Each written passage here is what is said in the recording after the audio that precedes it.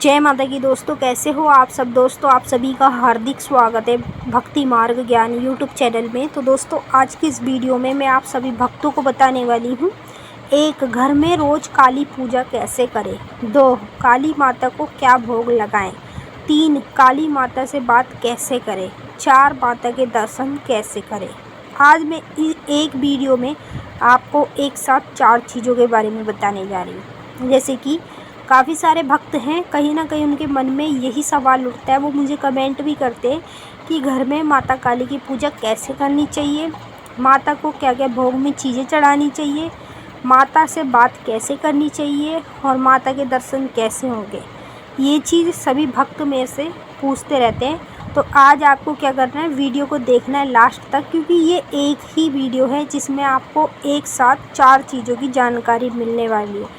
अगर आपने ये 4 चीज़ों को जान लिया और समझ लिया तो भक्तों आप माता काली तक ज़रूर पहुंच जाएंगे और माँ काली के एक सच्चे भगत भी बन पाएंगे। क्योंकि सबसे ज़्यादा ज़रूरी है माता की पूजा कैसे करी जाती है अपने घर में। काफ़ी सारे भक्त हैं माता के, सब अपने अपने तरीके से माता की पूजा अपने घर में कर लेते हैं, लेकिन जो मैं तरीका वीडियो में बताऊंगी सबसे आसान तरीका है और इसी आसान तरीके का इस्तेमाल करके आप देवी शक्ति तक पहुंच सकते हो और देवी शक्ति के एक सच्चे भगत भी बन सकते हो।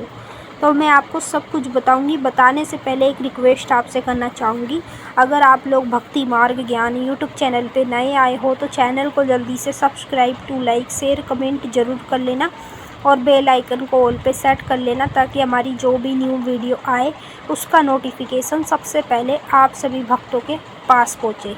तो देखिए भक्तों, सबसे पहले हम बात करेंगे घर में माता काली की पूजा कैसे करनी चाहिए।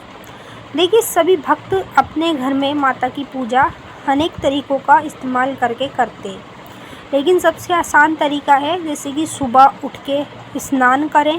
ठीक है, स्नान करके सबसे पहले माँ काली को भी स्नान कराएं। जब आप खुद स्नान कर लोगे ना, फिर उसके बाद आपको माता को भी स्नान कराना पड़ेगा। माता को स्नान कैसे कराना है, माता को स्नान कराने के लिए एक पानी का लोटा आपको भर लेना है, उसमें थोड़ा सा गंगा जल डाल के माता के नाम से आपको धरती पे चढ़ा देना है। जैसे कि हम सूर्य देव को सुबह के टाइम जल चढ़ाते हैं, सेम इसी तरीके से माता के नाम से आपको एक पानी का लोटा चढ़ा देना है। ठीक है, इस तरीके से आपको ये चढ़ाने के बाद ही माता की पूजा अपने घर में करनी चाहिए। और पूजा कैसे करनी चाहिए, जैसे कि सबसे पहले माता के मंदिर में आपको घी का या फिर सरसों के तेल का, सबसे अच्छा तो सरसों का तेल का दिया जलाना चाहिए या जोत जलानी चाहिए। उसके बाद धूप बत्ती लगानी चाहिए। फिर उसके बाद आपको माता को भोग प्रसाद चढ़ाना चाहिए। और भोग क्या चढ़ाना चाहिए, दूसरी चीज़ में सभी भक्तों के यही मन में रहता है कि माता को क्या क्या चीज़ें भोग में चढ़ाई जाती है, क्या क्या हमें चढ़ानी चाहिए। देखिए भोग में भी माता काली को कई चीज़ें चढ़ाई जाती है। ठीक है, कुछ चीज़ें जो तामसिक रूप में आती हैं और कुछ चीज़ें हैं जो सात्विक रूप में आती हैं। अब जो जिस रूप में माता को पूजता है वो उसी तरीके से माता को चीज़ें चढ़ाता है। तो सबसे अच्छा है कि आप प्रतिदिन की पूजा में माता को गुड़ का भोग लगाएं, लौंग बतासे का लगाएं, ठीक है, सूखे गोले का लगाएं, पान का लगाएं, नींबू का लगाएं, जायफल का लगाएं। इन चीज़ों को भोग आपको अपने घर में लगाना चाहिए। ये नहीं कि सभी चीज़ें आपको चढ़ानी है, रोज़ सभी चीज़ें नहीं चढ़ानी। इन चीज़ों में से जो चीज़ आपको जच रही है, जिस चीज़ को आप चढ़ाना चाहते हैं वह आप चढ़ा सकते हैं।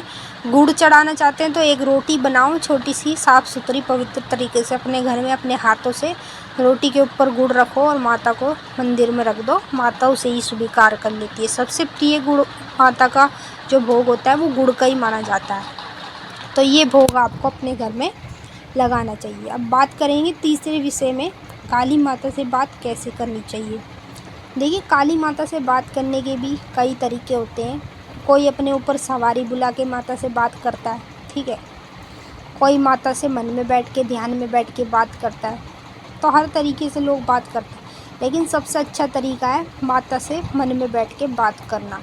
मन में बैठ के कैसे बात की जाती है, जैसे मन में अगर आप बैठ के माता से बात करना चाहते हैं तो शनिवार और मंगलवार माता का हवन अपने घर में ज़रूर करें।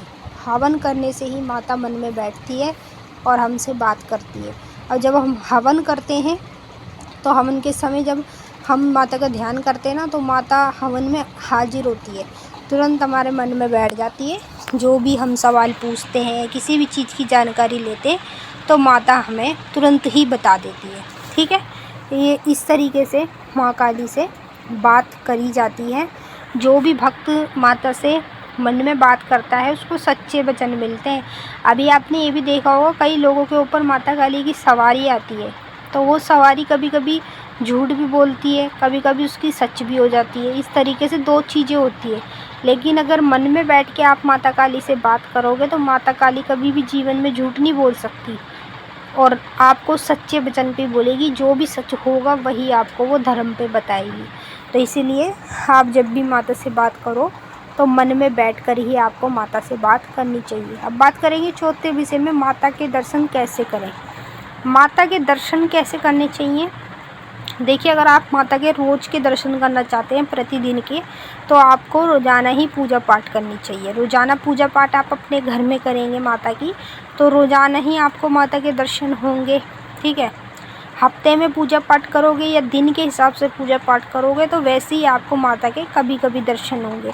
तो देखिए, माता दर्शन ज़्यादातर उस व्यक्ति को देती है जो माता के मंत्रों का जाप करते हैं।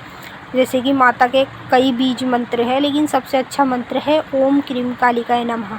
इस मंत्र का आप जाप करना शुरू कर दो, आपको हर दिन माता भगवती काली के दर्शन होने शुरू हो जाएंगे।